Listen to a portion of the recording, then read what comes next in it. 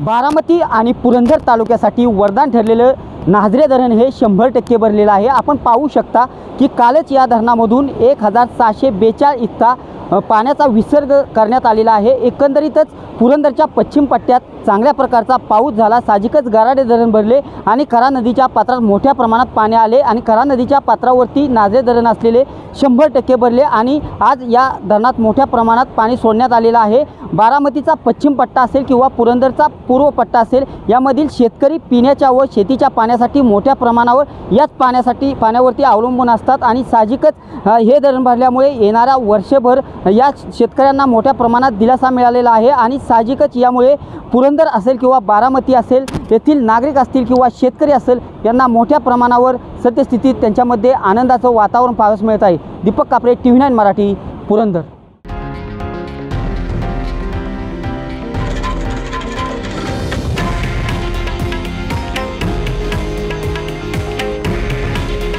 हे आहे देशातील नंबर 1 न्यूज नेटवर्क आणि आपण पाहत आहात TV9 मराठी।